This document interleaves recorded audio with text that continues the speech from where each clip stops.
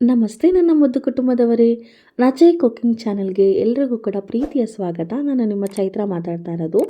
ಈ ದಿನ ನಾನು ತೋರಿಸ್ತಾ ಇರುವಂತಹ ರೆಸಿಪಿ ಬ್ರೇಕ್ಫಾಸ್ಟ್, ಲಂಚ್ ಬಾಕ್ಸ್ ಅಥವಾ ಡಿನ್ನರ್ ಯಾವುದೇ ಆಗಿರಲಿ ತುಂಬ ಪರ್ಫೆಕ್ಟಾಗಿ ಆಗುವಂತಹ ಕಾಂಬಿನೇಷನ್, ಹಾಗೆ ಎಲ್ರಿಗೂ ಸಹಿತ ಇಷ್ಟ ಆಗುವಂತಹ ಆಲೂ ಪರೋಟ ಹಾಗೆ ವೆಜ್ ಕುರ್ಮಾ. ಬನ್ನಿ ಹೇಗೆ ಮಾಡೋದು ನೋಡೋಣ.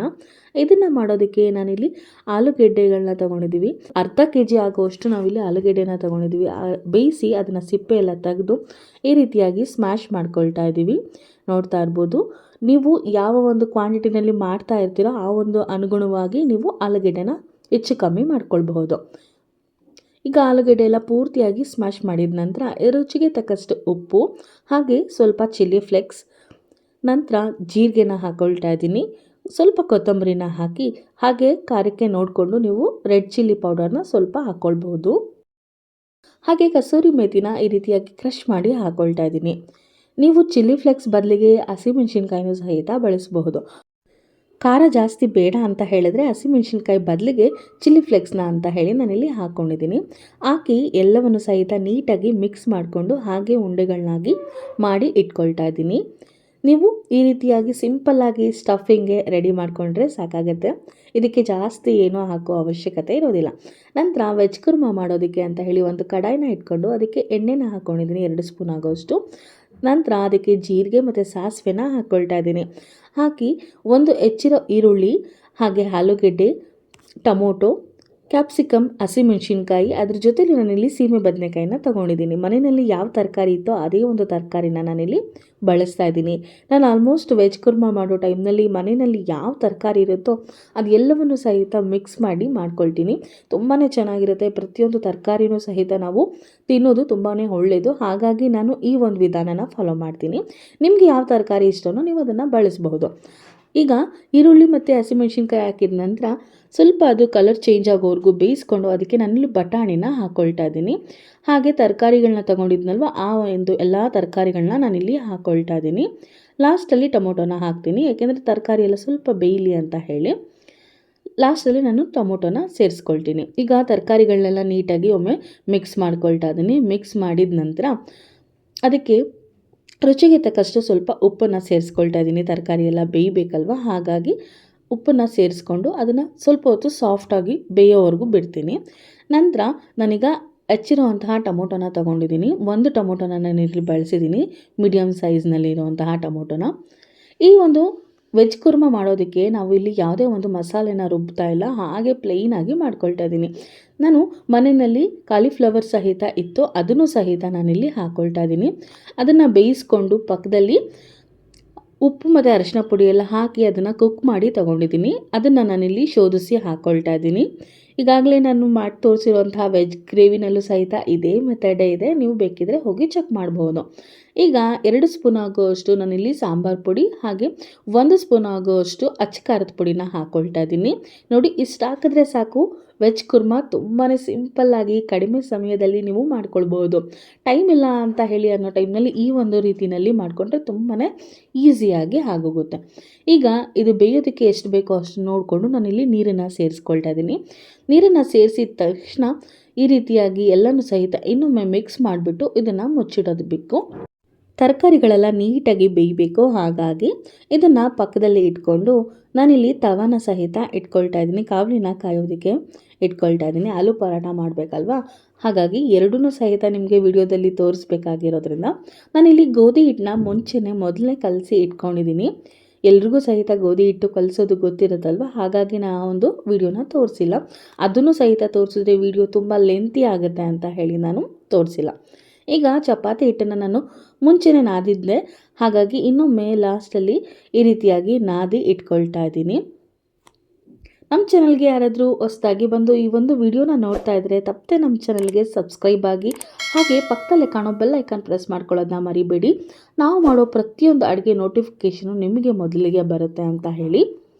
ನೋಡಿ, ಈಗ ನಾನು ಎಲ್ಲ ಚಪಾತಿಗಳನ್ನ ಉಂಡೆ ಮಾಡಿ ಎತ್ತಿಟ್ಕೊಳ್ತಾ ಇದ್ದೀನಿ. ನಿಮ್ಗೆ ಎಷ್ಟು ಬೇಕೋ ಅಷ್ಟು ನೋಡಿಕೊಂಡು ನೀವು ಉಂಡೆಗಳನ್ನ ಮಾಡಿ ಇಟ್ಕೊಳ್ಬಹುದು. ಈಗ ನಾನಿಲ್ಲಿ ಚಪಾತಿನ ಚಿಕ್ಕದಾಗಿ ಲಟ್ಟಿಸ್ಕೊಳ್ತಾ ಇದ್ದೀನಿ. ಲಟ್ಟಿಸ್ಕೊಂಡು ನಾನು ಸ್ಟಫಿಂಗ್ ರೆಡಿ ಮಾಡಿದ್ನಲ್ವ ಅದನ್ನು ನಾನು ಈ ರೀತಿಯಾಗಿ ಸೆಂಟರ್ನಲ್ಲಿ ಇಟ್ಕೊಂಡು ಈ ರೀತಿ ಕ್ಲೋಸ್ ಮಾಡ್ಕೊಳ್ತಾ ಇದ್ದೀನಿ. ಒಬ್ಬೊಬ್ಬರು ಆಲೂ ಪರೋಟಾನ ಒಂದೊಂದು ರೀತಿಯಲ್ಲಿ ಮಾಡ್ತಾರೆ. ನಾನು ಈ ಒಂದು ರೀತಿಯಲ್ಲಿ ಮಾಡ್ತೀನಿ. ಹೆಚ್ಚಿರುವಂತಹ ಹಿಟ್ಟನ್ನು ಸಹಿತ ನಾವು ಅದನ್ನು ತೆಗೆದು ಈ ರೀತಿಯಾಗಿ ಉಂಡೆ ಮಾಡಿಕೊಂಡು ಅದಕ್ಕೆ ಸ್ವಲ್ಪ ಹಿಟ್ಟನ್ನು ನಾವು ಜಾಸ್ತಿನೇ ಬಳಸಬೇಕಾಗತ್ತೆ. ಆಲೂ ಪರೋಟಾಗೆ ಹಿಟ್ಟನ್ನು ಸೇರಿಸ್ಕೊಂಡು ನೀಟಾಗಿ ನಿಮಗೆ ಎಷ್ಟು ದೊಡ್ಡದಾಗಿ ಬೇಕೋ ಅಷ್ಟು ದೊಡ್ಡದಾಗಿ ಲಟ್ಟಿಸ್ಕೊಳ್ಬಹುದು.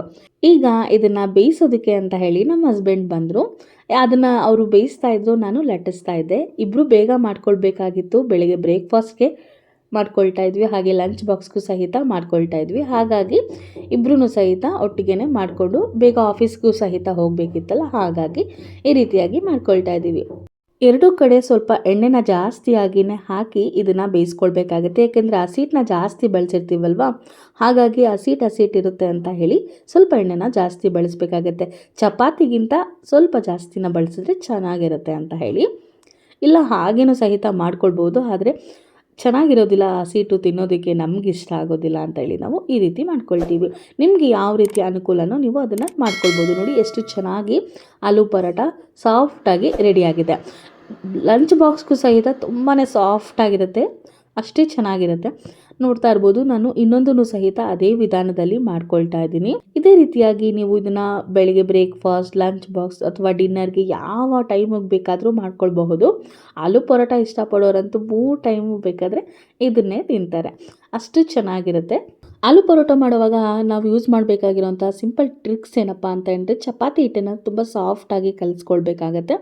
ಕಲಸಿ ಈ ರೀತಿಯಾಗಿ ಹಿಟ್ಟನ್ನು ಜಾಸ್ತಿ ಬಳಸಿ ನಾವು ಸ್ಟಫಿಂಗಿಗೆ ಹಾಕಿ ನೀಟಾಗಿ ಲಟ್ಟಿಸ್ಕೊಳ್ಬೇಕಾಗತ್ತೆ. ತುಂಬ ದಪ್ಪದಾಗಿ ನಾವು ಲಟ್ಟಿಸ್ಕೊಳ್ಬಾರ್ದು, ತೆಳುವಾಗಿಯೇ ಆಗೋಷ್ಟು ನಾವು ಲಟ್ಟಿಸ್ಕೊಂಡು ಎಣ್ಣೆನ ಸ್ವಲ್ಪ ಜಾಸ್ತಿನೇ ಹಾಕಿ ನಾವು ಮಾಡ್ಕೊಳ್ಬೇಕಾಗತ್ತೆ. ಹಸಿಟ್ಟು ಮತ್ತು ಎಣ್ಣೆ ಎರಡೂ ಸಹಿತ ಬ್ಯಾಲೆನ್ಸ್ ಮಾಡಿದ್ರೆ ತುಂಬಾ ಚೆನ್ನಾಗಿ ಸಾಫ್ಟಾಗಿ ಆಲೂ ಪರೋಟ ರೆಡಿ ಆಗೋಗುತ್ತೆ. ನೋಡ್ತಾ ಇರ್ಬೋದು, ನಾವು ಈ ರೀತಿಯಾಗಿ ಎಲ್ಲ ಒಂದು ಆಲೂ ಪರೋಟಗಳನ್ನ ಸಹಿತ ನಾವು ಸ್ಟಫಿಂಗ್ ಎಷ್ಟು ತೊಗೊಂಡಿದ್ವು ಅಷ್ಟನ್ನು ಸಹಿತ ಮಾಡಿಕೊಂಡು ಹೆಚ್ಚಾಗಿ ಉಳಿದಿರುವಂತಹ ಹಿಟ್ಟಲ್ಲಿ ನಾವು ಪ್ಲೇನ್ ಚಪಾತಿಗಳನ್ನ ಮಾಡ್ಕೊಳ್ತೀವಿ. ಬೆಳಗ್ಗೆ ಗಡಿಬಿಡಿನಲ್ಲಿ ನಾವು ವರ್ಕಿಂಗ್ ಹೋಗ್ತಾ ಮಾಡ್ತಾ ಇರೋವಂತಹ ವಿಡಿಯೋ ಇದಾಗಿದೆ. ನೀವು ಸಹಿತ ವರ್ಕಿಂಗ್ ಹೋಗ್ತಾ ಇದ್ದರೆ ಈ ರೀತಿಯಾಗಿ ಸಿಂಪಲ್ಲಾಗಿ ಮಾಡ್ಕೊಳ್ಬಹುದು. ಡೈಲಿ ಏನಪ್ಪ ಬ್ರೇಕ್ಫಾಸ್ಟ್ ಮಾಡೋದು ಅಂತ ಹೇಳಿ ನಿಮ್ಗೇನಾದ್ರು ಕನ್ಫ್ಯೂಷನ್ ಇದ್ದರೆ ನಮ್ಮ ಒಂದು ಚಾನಲ್ಗೆ ಸಬ್ಸ್ಕ್ರೈಬ್ ಆಗಿ. ಎಲ್ಲ ಥರ ಬ್ರೇಕ್ಫಾಸ್ಟ್ ರೆಸಿಪಿಗಳು, ಲಂಚ್ ಬಾಕ್ಸ್ ರೆಸಿಪಿಗಳು, ಹೆಲ್ತಿಯಾಗಿ ಇರುವಂತಹ ರೆಸಿಪಿಗಳನ್ನ ಮಾಡಿ ತೋರಿಸಿದ್ದೀನಿ. ಇದನ್ನು ಮಾಡೋ ಅಷ್ಟರಲ್ಲಿ ಆಗಲೇ ಪಕ್ಕದಲ್ಲಿ ತರಕಾರಿ ಎಲ್ಲನೂ ಸಹಿತ ನೀಟಾಗಿ ಬೆಂದಿತ್ತು. ವೆಜ್ ಕುರ್ಮಾ ಸಹಿತ ರೆಡಿ ಆಗೋಯಿತು. ಲಾಸ್ಟಲ್ಲಿ ಇದಕ್ಕೆ ಹೆಚ್ಚಿರುವಂತಹ ಕೊತ್ತಂಬರಿನ ಹಾಕ್ಕೊಳ್ತಾ ಇದ್ದೀನಿ, ಹಾಗೆ ಸ್ವಲ್ಪ ಕಸೂರಿ ಮೇಥಿನ ಸೇರಿಸ್ಕೊಳ್ತಾ ಇದ್ದೀನಿ. ಕ್ರಷ್ ಮಾಡಿರುವಂತಹ ಕಸೂರಿ ಮೇಥಿನ ಸೇರಿಸ್ಕೊಂಡು ಈಗ ಅದನ್ನು ಮುಚ್ಚಿಡ್ತಾ ಇದ್ದೀನಿ. ಎರಡೂ ಸಹಿತ ರೆಡಿ ಆಗೋಯಿತು. ಬನ್ನಿ ಇದನ್ನು ಸರ್ವ್ ಮಾಡಿಕೊಂಡು ಸಹಿತ ನಿಮಗೆ ತೋರಿಸ್ತೀನಿ. ನೋಡ್ತಾ ಇರ್ಬೋದು ಆಲೂ ಪರೋಟ ಎಷ್ಟು ಸಾಫ್ಟಾಗಿ ರೆಡಿಯಾಗಿದೆ ಅಂತ ಹೇಳಿ. ಇದ್ರ ಜೊತೆಲಿ ನಾನು ತರಕಾರಿ ಕುರ್ಮಾನು ಸಹಿತ ಮಾಡ್ಕೊಂಡಿದ್ದೆ, ವೆಜ್ ಕುರ್ಮಾ, ಅದನ್ನು ಸಹಿತ ಹಾಕ್ಕೊಳ್ತಾ ಇದ್ದೀನಿ. ಹಾಗೆ ನಿಮಗೆ ಈ ಒಂದು ಕಾಂಬಿನೇಷನ್ ಹೇಳ್ತೀನಿ, ತುಂಬಾ ಚೆನ್ನಾಗಿರುತ್ತೆ. ಟ್ರೈ ಮಾಡಿ, ಮಿಸ್ ಮಾಡ್ದೇನೆ. ಮೊಸರಿಗೆ ಸ್ವಲ್ಪ ಚಿಲ್ಲಿ ಪೌಡರ್ನ ನೀವು ಹಾಕಿ ಈ ರೀತಿಯಾಗಿ ತರಕಾರಿ ಗ್ರೇವಿ ಅಥವಾ ಯಾವ ಒಂದು ಕಾಂಬಿನೇಷನ್ ಇರುತ್ತೋ ಅದ್ರ ಜೊತೆಲಿ ಇದನ್ನು ಟ್ರೈ ಮಾಡಿ, ತುಂಬಾ ಚೆನ್ನಾಗಿರುತ್ತೆ. ನೋಡಿದ್ರಲ್ಲ, ಇದಾಗಿತ್ತು ಇವತ್ತಿನ ಈ ವಿಡಿಯೋ. ಈ ರೆಸಿಪಿ ನಿಮಗೆ ಇಷ್ಟ ಆಗಿದೆ ಅಂತ ಹೇಳಿ ನಾನು ಭಾವಿಸ್ತೀನಿ. ಸ್ವಲ್ಪನಾದರೂ ಹೆಲ್ಪ್ಫುಲ್ ಆಗಿದ್ರೆ ನಮಗೆ ಕಾಫಿ ಟ್ರೀಟ್ ಥರ ಸಪೋರ್ಟ್ನ ಸಹಿತ ಮಾಡ್ಬೋದು. QR ಕೋಡ್ನೂ ಸಹಿತ ನಾನಿಲ್ಲಿ ಅಟ್ಯಾಚ್ ಮಾಡಿದ್ದೀನಿ. ಇದೇ ಥರ ಮತ್ತಷ್ಟು ಹೊಸ ರೆಸಿಪಿ ಜೊತೆ ನಿಮಗೆ ನೆಕ್ಸ್ಟ್ ವಿಡಿಯೋದಲ್ಲಿ ಸಿಗ್ತೀನಿ. Thank you for watching.